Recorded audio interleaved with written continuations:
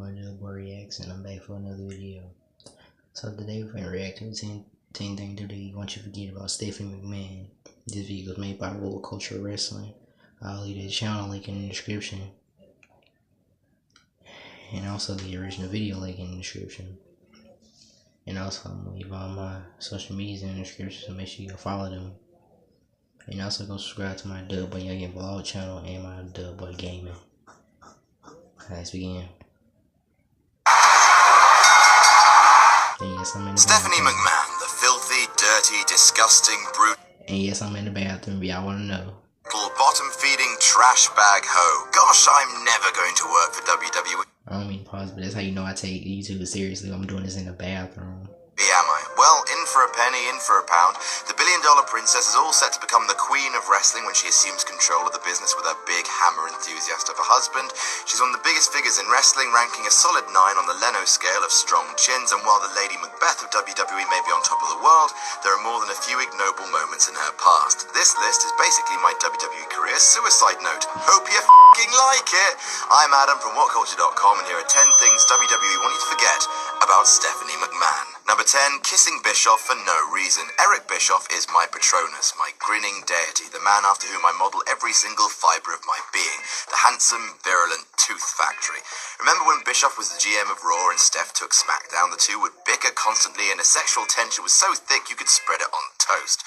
Well, turns out the two actually gave in to their feelings for one night, just one, and it was never mentioned again. It was Halloween and Eric Bischoff broke into Steph's office disguised as her father, which already conjures so many delightful psychological quandaries. Eric removes his Vince mask and then grabs Stephanie for a kiss. She initially fights him off, and then it appears like she likes it, and then the two kiss on a desk. Then it's forgotten about entirely. I mean, it makes sense to me that someone would want to kiss Eric Bischoff, but you'd think they'd at least get a story out of it. Fun fact, Eric would then go on to kiss Linda McMahon, because L-A-D. Number 9, HLA. The Ruthless Aggression era was really weird. Like, the Attitude era was grotty, but this is completely f***ed all the way up. In 2003, Eric Bischoff, and again, if I had a Game of Thrones house, his smile would be on my f***ing banners, he introduced a new company policy whereby 2 lesbians would occasionally come to the ring and kiss in front of a bunch of rowdy male fans, thereby pinning good taste to the wall and repeatedly shivving it in the stomach. At Unforgiven 2003, because of a match stipulation, Steph had to engage in HLA with 2 women in their underwear, rubbing her, and I have a law degree, what am I even doing here? Anyway, out came Rikishi in drag, she kissed him too, and it's all such a PR nightmare. Never mind. Number 8, the I Quit match. Speaking of public relations, what says fun Sunday night out than a father throttling his own daughter with a bit of lead pipe? At No Mercy 2003, good year for Steph that, Big Daddy Vinny decided that Steffels wasn't being a very good GM and wanted her to quit. How? By making her participate in an I Quit match, which by the way is what they'll have to do to me if they want me out of this job. I will burn all of you down before I go. It sounds like an intriguing match on paper, but in reality, oh geez, it was awkward watching a man hit his own daughter with a pipe and then choking her.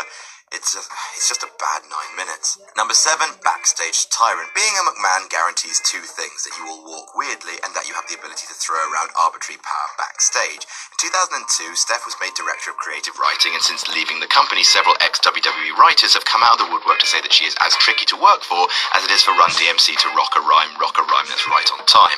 The reoccurring problem that Steph had with the writers is that she believed they should not act like marks. In wrestling terminology, a mark is someone who enthusiastically buys into what the wrestlers are selling.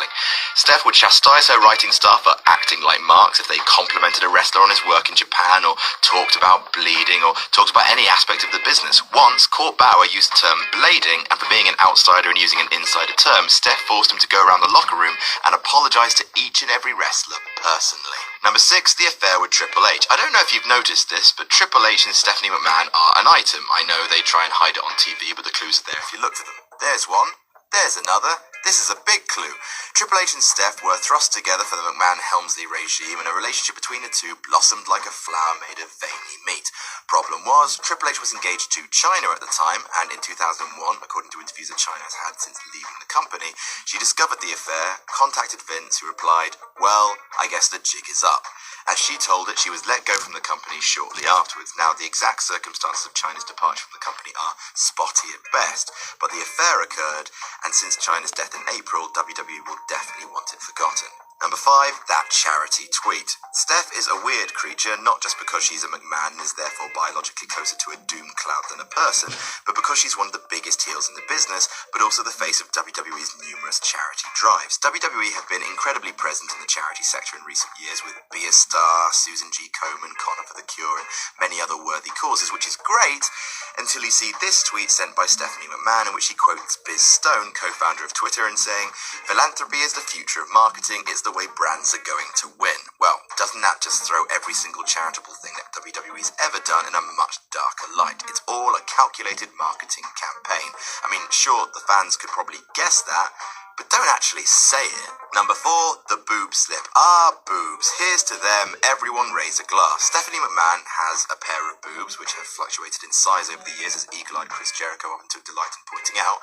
Well, it turns out that her boobs quite like the attention and decided to go into business for themselves on an episode of SmackDown. In 2002, the March 14th episode for the fact fans amongst us, Triple H was feuding with Jericho and Stephanie at the time and had the $1 Billion Princess set up for a pedigree when her lady boobs fell out of her dress.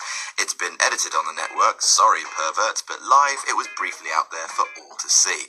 Number 3, the incest angle. Vince McMahon is crazier than a lift full of rabid bats, and there's no better evidence for that than the one time he pitched an incest angle for TV.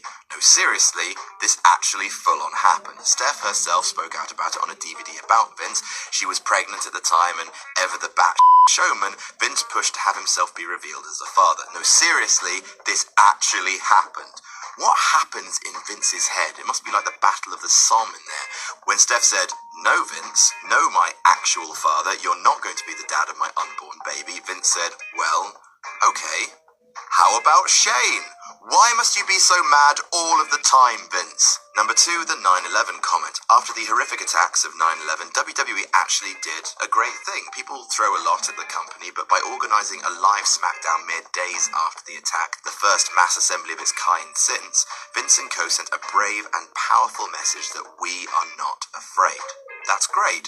It's just a shame that during that episode on September 13th, Steph put her foot in her mouth in a big way. She did a piece to camera about how a few years ago, her family also came under attack. The incident she was referring to, the steroid trial, where Vince was taken to court for allegedly distributing drugs to his wrestlers.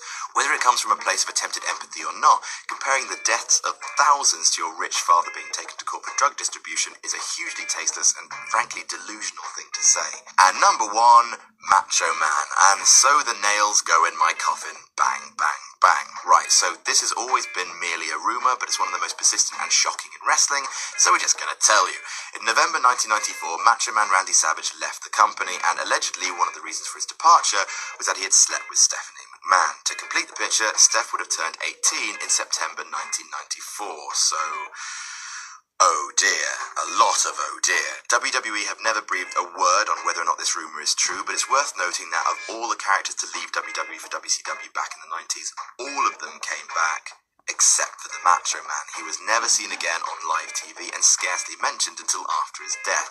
This is putting 2 and 2 together and coming up with 5, but even if it's only a rumour, it's definitely something WWE want you, me, and everyone to stop talking about. Now, if you'll excuse me, I'm off to make my front door as sledgehammer-proof as possible. And that's our list. Did we miss any out? Tell us about it in the comments. Don't forget to like, share, and subscribe. You can follow me on Twitter here. I'm Adam from WhatCulture.com, and I'll see you soon. That's it for the video, guys. It's your boy X, and I'll see y'all later.